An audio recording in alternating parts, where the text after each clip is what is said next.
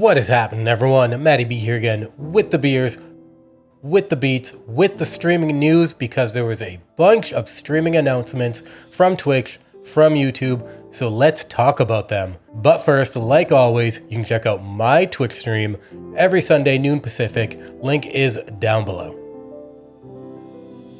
Our first story is YouTube and raids. YouTube Live has officially started supporting raids,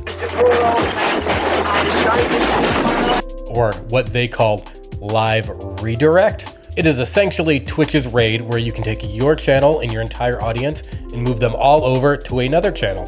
Now, Harris Heller made this video in which he tested it out with his personal channel and Alpha Gaming and figured out if it worked, how it worked, if there was any problems with it, and long story short, it worked. It worked! It was kind of a shit show and a huge convoluted mess. Some of the issues that Harris noted was that, first of all, not all of the viewers were able to go from one stream to the other. They ended up losing like 400 or something that were lost in translation, which that could be a bug, or it could be people not accepting the live redirect, or any other factors. We'll just have to wait and see if it gets tested more and more and how it will actually work out. Another thing that he noted was it was a huge convoluted mess trying to get it all set up. He compared it to Twitch, which is you hit raid, you click on the person, and in YouTube, they have to have 1,000 subscribers, they have to be subscribed to you, or you have to whitelist them to be able to live redirect into you. He said there was a tremendous amount of work to get it going, and it was just very convoluted and not user-friendly at all. Then, of course, on the other side, you have this article from The Verge who say YouTube stole raids and made it better. So no big surprise there. You have a huge disconnect between the media and the people actually using it. So go check out Harris's video if you want to see firsthand experience on how the whole process went. And go read The Verge's article if you want to see just blatant marketing fluff with no real substance. Moving over to Twitch, Twitch has announced that they are removing the Friends feature. In a statement that was put up on their How to Use Friends page, Twitch put out a statement that says, "We launched Friends to help viewers connect with one another, similar to the connections between creators and viewers. Today, we see the best viewer-to-viewer connections on Twitch happen when we experience live moments together on a creator's channel, with very few viewers regularly using Friends to actively connect with each other. By deprecating this feature, we are able to further focus on building connections among communities while streamers are live." I never used anything involving Friends. I didn't check to see what my friends were watching or actually interact with my friends on Twitch at all. There's plenty of other platforms where we would communicate with each other. So for me personally, I don't see this as a big deal, but a lot of people have brought up that this is how they find new creators. Instead of going to your recommended or who's live, they scroll through who their friends are watching and try to jump in on that to further boost the views of that creator and to be with their friends. We're gonna keep going with Twitch and the Bloomberg Paper.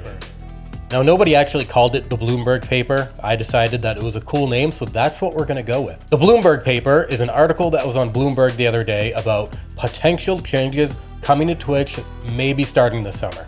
Changes include incentives to run more ads, a change to the partner pay structure, and there was something else, and I don't remember what it was.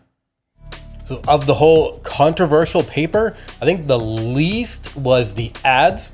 Now, Twitch and YouTube are totally different environments where you kind of expect ads on YouTube because it's pre-recorded content for the most part, and ad breaks are just like watching TV. You watch a few minutes, you get an ad. You're just kind of used to it. Where Twitch, in a live environment, an ad just feels weird. It feels like you're missing out on whatever's happening.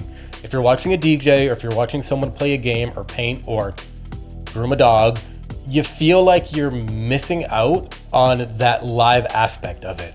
So ads are very controversial on Twitch, and however they're going to implement them to incentivize users to use them more and incentivize viewers to view them more and accept them, we'll just have to see how that goes. It's so foreign. I don't have a word or I don't have anything to describe ads on Twitch, because right now nobody likes ads on Twitch.